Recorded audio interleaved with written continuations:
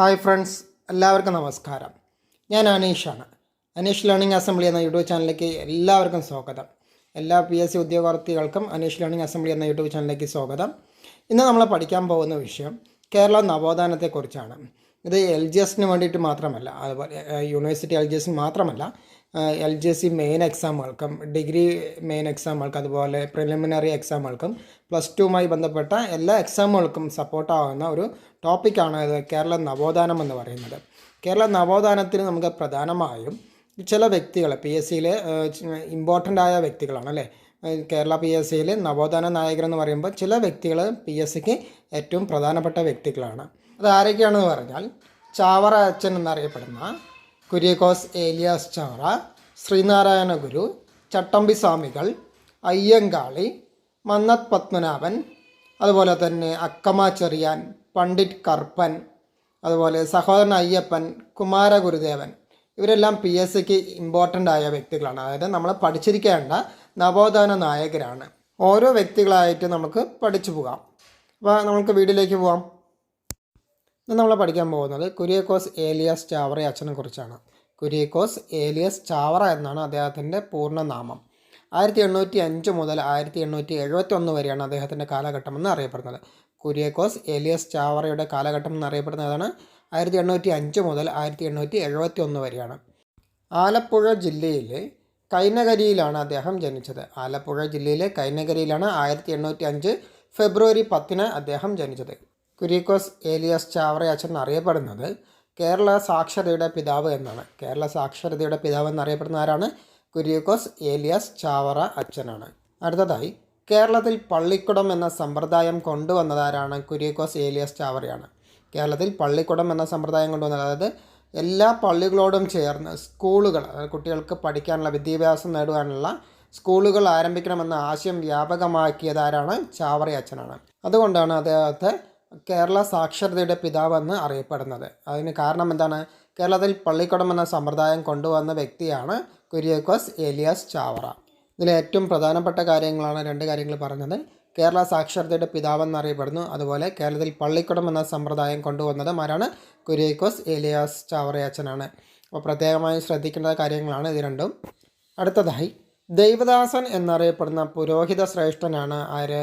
കുര്യാക്കോസ് ഏലിയാസ് ചാവറ. ദേവദാസൻ എന്നറിയപ്പെടുന്നതും അതുപോലെ അനുഗ്രഹീത പുരോഹിത ശ്രേഷ്ഠൻ എന്നറിയപ്പെടുന്നു. കേരളത്തിലെ ആദ്യ വികാരി ജനറൽ എന്നും അറിയപ്പെടുന്നു. അതുപോലെ ചാവറയച്ചൻ എന്നറിയപ്പെടുന്ന നവോത്ഥാന നായകന്മാരാണ്? കുര്യാക്കോസ് ഏലിയാസ് ചാവറയാണ്. അപ്പോൾ എത്ര പേരുകളാണ്? ദേവദാസൻ എന്ന പേരിൽ അറിയപ്പെടുന്നു, അതുപോലെ അനുഗ്രഹീത പുരോഹിത ശ്രേഷ്ഠൻ എന്നും അറിയപ്പെടുന്നു, കേരളത്തിലെ ആദ്യ വികാരി ജനറൽ എന്നും അറിയപ്പെടുന്നു, ചാവറയച്ചൻ എന്ന പേരിലും അറിയപ്പെടുന്ന വ്യക്തി ആരാണ്? കുര്യാക്കോസ് ഏലിയാസ് ചാവറയാണ്.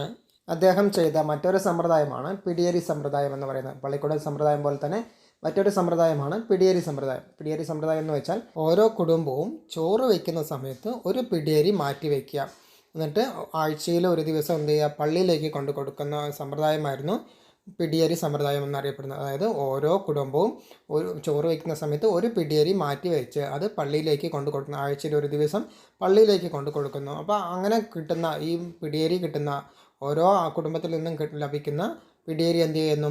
പള്ളിക്കൂടത്തിലെ കുഞ്ഞുങ്ങളുടെ ഭക്ഷണത്തിന് വേണ്ടി ഉപയോഗിക്കുകയോ അല്ലെങ്കിൽ പാവപ്പെട്ട ആൾക്കാർക്ക് ഭക്ഷണത്തിനായി കൊടുക്കുകയോ ചെയ്യുന്ന സമ്പ്രദായമായിരുന്നു പിടിയേരി സമ്പ്രദായം എന്ന് പറയുന്നത്.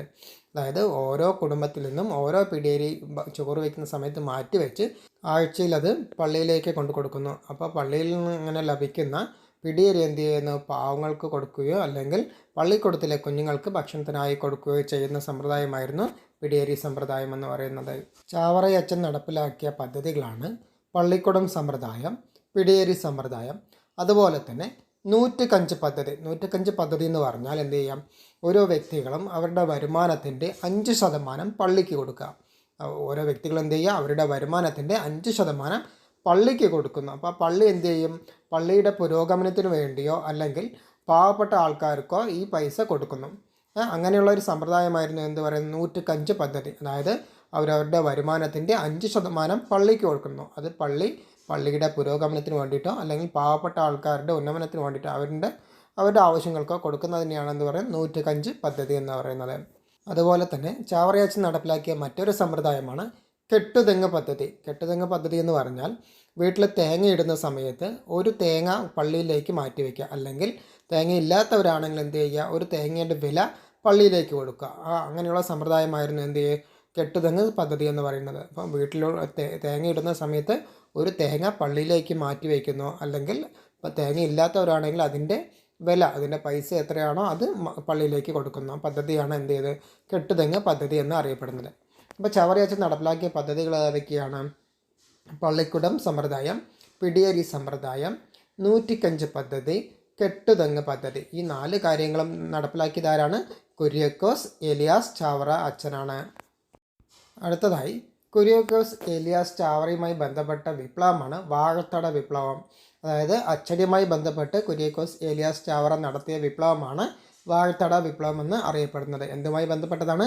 അച്ചടിയുമായി ബന്ധപ്പെട്ടതാണ്. ഇത് PSCന് മുമ്പ് ചോദിച്ച ചോദ്യം കൂടിയാണ്. വാഴത്തട വിപ്ലവം ആരുമായി ബന്ധപ്പെട്ടതാണെന്ന്. അപ്പോൾ കുര്യാക്കോസ് ഏലിയാസ് ചാവറയുമായി ബന്ധപ്പെട്ടതാണ് വാഴത്തട വിപ്ലവം എന്ന് അറിയപ്പെടുന്നത്. അടുത്തതായി കേരളത്തിൽ സെമിനാരി ആദ്യമായി തുടങ്ങുന്ന വ്യക്തിയും കുര്യാക്കോസ് ഏലിയാസ് ചാവറയാണ്. കേരളത്തിൽ സെമിനാരി തുടങ്ങിയതാരാണ്? കുര്യാക്കോസ് ഏലിയാസ് ചാവറയാണ്. അതുപോലെ തന്നെ കേരളത്തിൽ ആദ്യമായി തദ്ദേശീയമായി CMI എന്നറിയപ്പെടുന്ന കാർമലേറ്റ്സ് ഓഫ് മേരി ഇമ്മാക്യുലേറ്റ് എന്നാണ് CMIയുടെ ഫുൾ ഫോം. ഒരു ക്രിസ്ത്യൻ സന്യാസി സഭയ്ക്ക് രൂപം കൊടുത്തു. കേരളത്തിൽ ആദ്യമായി തദ്ദേശീയമായി CMI എന്നറിയപ്പെടുന്ന ഒരു ക്രിസ്ത്യൻ സന്യാസി സഭയ്ക്ക് രൂപം കൊടുത്തതുമാരാണ്? കുര്യാക്കോസ് ഏലിയാസ് ചാവറയാണ്. അപ്പോൾ എന്തൊക്കെയാണ് പറഞ്ഞത്? പള്ളിക്കുടം സമ്പ്രദായം, പിടിയേരി സമ്പ്രദായം, നൂറ്റിക്കഞ്ച് പദ്ധതി, കെട്ടുതെങ്ങ് പദ്ധതി, വാഴത്തട വിപ്ലവം, അതുപോലെ കേരളത്തിൽ സെമിനാരി ആദ്യമായി തുടങ്ങിയ വ്യക്തിയും കുര്യാക്കോസ് ഏലിയാസ് ചാവറയാണ്. അതുപോലെ തന്നെ കേരളത്തിൽ ആദ്യമായി തദ്ദേശീയമായി CMI എന്നറിയപ്പെടുന്ന ഒരു ക്രിസ്ത്യൻ സന്യാസി സഭയ്ക്ക് രൂപം കൊടുത്തതുമാരാണ്? കുര്യാക്കോസ് ഏലിയാസ് ചാവറയാണ്. ക്രിസ്ത്യൻ സന്യാസി സഭയായ CMI, അതായത് കാർമലൈറ്റ്സ് ഓഫ് മേരി ഇമ്മാക്കുലേറ്റ്സ് എന്നറിയപ്പെടുന്ന CMI സഭ സ്ഥാപിച്ചതുപോലെ തന്നെ കന്യാസ്ത്രീകൾക്ക് വേണ്ടിയുള്ള കോൺഗ്രിഗേഷൻ സ്ഥാപിച്ചതും കുര്യാക്കോസ് ഏലിയാസ് ചാവറയാണ്. അതായത് CMC എന്നറിയപ്പെടുന്ന congregation for mothers of Carmel എന്നറിയപ്പെടുന്ന CMC കോൺഗ്രിഗേഷൻ സ്ഥാപിച്ചതുമാരാണ്? കുര്യാക്കോസ് ഏലിയാസ് ചാവറയാണ്. അപ്പോൾ CMI എന്നറിയപ്പെടുന്നതും CMC എന്നറിയപ്പെടുന്നതും ആർക്ക് വേണ്ടിയിട്ടാണ്? ക്രിസ്ത്യൻ എന്നുള്ള ആൾക്കാർക്ക് വേണ്ടിയിട്ടാണ്. CMC എന്നറിയപ്പെടുന്നത് congregation for mothers of Carmel, അതായത് കന്യാസ്ത്രീകൾക്ക് വേണ്ടിയാണ്. CMI എന്നറിയപ്പെടുന്നത് ആർക്ക് വേണ്ടിയിട്ടുള്ളതാണ്? സന്യാസികൾക്ക് വേണ്ടി, അതായത് ക്രിസ്ത്യൻ സന്യാസിമാർക്ക് വേണ്ടിയിട്ടുള്ളതാണ്, അച്ഛന്മാർക്ക് എന്നൊക്കെ പറയാം. അപ്പോൾ ഈ CMI സ്ഥാപിച്ചത് എപ്പോഴാണ്? 1831 CMI സ്ഥാപിച്ചത്. CMC സ്ഥാപിച്ചപ്പോഴാണ് 1866. കന്യാസ്ത്രീകൾക്ക് വേണ്ടിയിട്ടുള്ളതാണ് CMC, ക്രിസ്ത്യൻ സന്യാസിമാർക്ക് വേണ്ടിയിട്ടുള്ളതാണ് CMI എന്നറിയപ്പെടുന്നത്. CMI സ്ഥാപിച്ചത് 1831, CMC സ്ഥാപിച്ചത് 1866. അടുത്തതായി കേരളത്തിൽ സംസ്കൃതം കത്തോലിക്ക സ്കൂളുകളിൽ ആരംഭിച്ച വ്യക്തിമാരാണ്? കുര്യാക്കോസ് ഏലിയാസ് ചാവറയാണ്. കേരളത്തിൽ സംസ്കൃതം കത്തോലിക്ക സ്കൂളുകളിൽ ആരംഭിച്ച വ്യക്തി കുര്യാക്കോസ് ഏലിയാസ് ചാവറയാണ്. അതായത് കേരളത്തിലെ ആദ്യത്തെ കത്തോലിക്ക സ്കൂൾ എന്നറിയപ്പെടുന്നത് അതാണ്? കൂനമാവും മാന്നാനവുമാണ്. കേരളത്തിലെ ആദ്യത്തെ കത്തോലിക്ക സംസ്കൃത സ്കൂളുകൾ എന്നറിയപ്പെടുന്നത് ഏതൊക്കെയാണ്? കൂനമാവും കോട്ടയം ജില്ലയിലെ മാന്നാനവുമാണ്. ഏതൊക്കെയാണ്? കൂനമാവും മാന്നാനവുമാണ് കേരളത്തിലെ ആദ്യത്തെ കത്തോലിക്ക സംസ്കൃത സ്കൂളുകൾ എന്ന് അറിയപ്പെടുന്നത്. ഇനി കേരളത്തിലെ ആദ്യത്തെ തദ്ദേശീയമായ പ്രിൻറ്റിംഗ് പ്രസ് ആരംഭിച്ചതും കുര്യാക്കോസ് ഏലിയാസ് ചാവറയാണ്. പ്രിൻറ്റിംഗ് പ്രസ് ആരംഭിച്ചതും കോട്ടയത്തെ മാന്നാനത്താണ്. സെൻറ്റ് ജോസഫ് പ്രിൻറ്റിംഗ് പ്രസ് എന്നാണ് അതിൻ്റെ പേര്. എന്താണ്? കേരളത്തിലെ ആദ്യത്തെ തദ്ദേശീയമായ പ്രിൻറ്റിംഗ് പ്രസ് ആരംഭിച്ചതുമാരാണ്? കുര്യാക്കോസ് ഏലിയാസ് ചാവറയാണ്. സെൻറ്റ് ജോസഫ് പ്രിൻറ്റിംഗ് പ്രസ്സാണ് അതിൻ്റെ പേര്.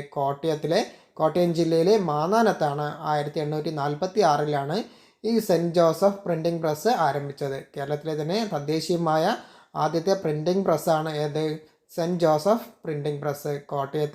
കോട്ടയം ജില്ലയിലെ മാന്നാനത്താണ് 1846 ഇത് ആരംഭിച്ചത്. ചിലപ്പോൾ ക്വസ്റ്റ്യൻ ഇങ്ങനെ ചോദിക്കാം, കേരളത്തിലെ ആദ്യത്തെ തദ്ദേശീയമായ പ്രിൻറ്റിംഗ് പ്രസ് ഏതാണെന്ന് ചോദിക്കാം. ഏതാണ്? സെൻറ്റ് ജോസഫ് പ്രിൻറ്റിംഗ് പ്രസ്സാണ്. കോട്ടയത്തെ മാന്നാനത്താണ് അത് ആരംഭിച്ചത്. അത് ആരംഭിച്ചത് ആരാണ്? കുര്യാക്കോസ് ഏലിയാസ് ചാവറയാണ്. സെൻറ്റ് ജോസഫ് പ്രിൻറ്റിംഗ് പ്രസ്സിൽ നിന്ന് ആദ്യം പബ്ലിഷ് ചെയ്ത പുസ്തകം ഏതാണെന്ന് ചോദിച്ചാൽ ജ്ഞാനപീയൂഷമാണ്. സെൻറ്റ് ജോസഫ് പ്രസ്സിൽ നിന്ന് പ്രിൻ്റ് ചെയ്ത ആദ്യത്തെ പുസ്തകം ഏതാണ്, അല്ലെങ്കിൽ പബ്ലിഷ് ചെയ്ത ആദ്യ പുസ്തകമാണ് ജ്ഞാനപീയൂഷം എന്നറിയപ്പെടുന്നത്. അതുപോലെ തന്നെ ആദ്യത്തെ പബ്ലിഷ് ചെയ്ത പത്രം ഏതാണെന്ന് ചോദിച്ചാൽ ദീപികയാണ്. നസ്രാണി ദീപിക എന്നാണ് അത് അറിയപ്പെട്ടിരുന്നത്. ആദ്യം പബ്ലിഷ് ചെയ്ത പത്രം ഏതാണെന്ന് ചോദിച്ചാൽ ദീപികയാണ്. നസ്രാണി ദീപിക എന്ന പേരിലാണ് ആദ്യം അറിയപ്പെട്ടിരുന്നത്. അപ്പോൾ ആദ്യം പബ്ലിഷ് ചെയ്ത പുസ്തകമാണെങ്കിൽ ജ്ഞാനപീയൂഷമാണ്, ആദ്യം പബ്ലിഷ് ചെയ്ത പത്രമാണെങ്കിൽ ദീപികയാണ്. നസ്രാണി ദീപിക എന്നാണ് അറിയപ്പെട്ടിരുന്നത്. 1877 ദീപിക പത്രം പുറത്തിറങ്ങി തുടങ്ങിയത്.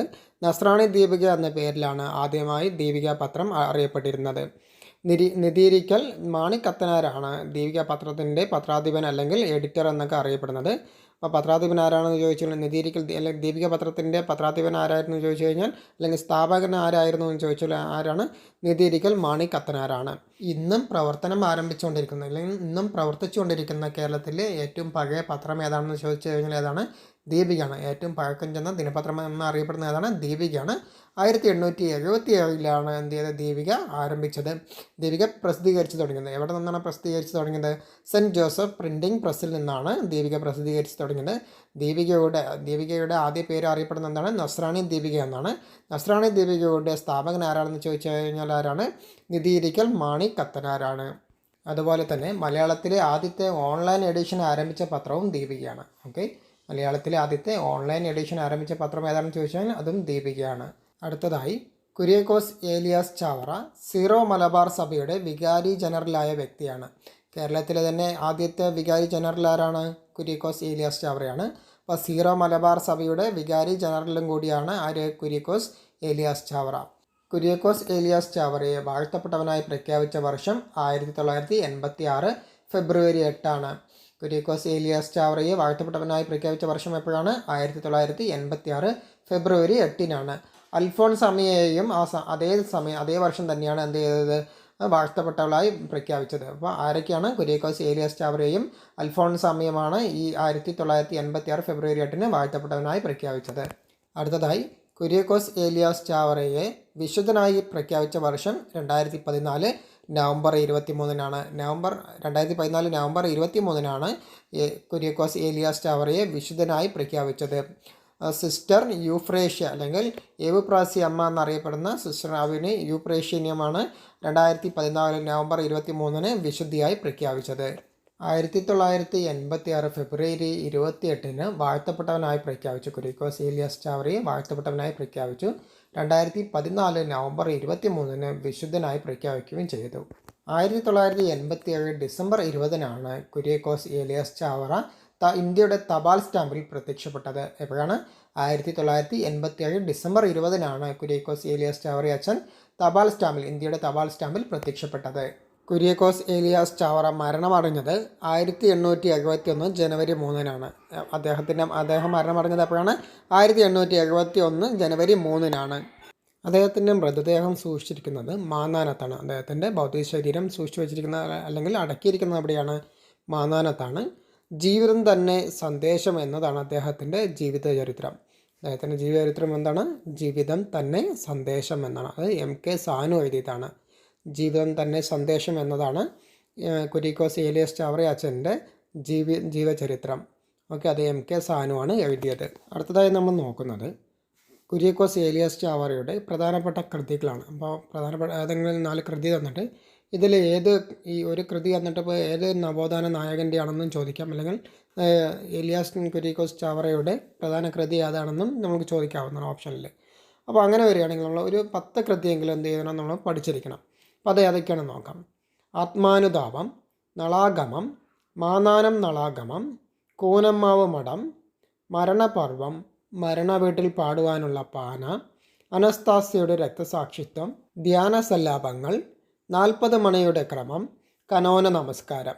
ഒരു 10 കൃതികൾ മാത്രമാണ് ഇവിടെ എഴുതിയിട്ടുള്ളത്. ആ 10 ഒന്ന് പഠിച്ചു വയ്ക്കുന്നത് നന്നായിരിക്കും.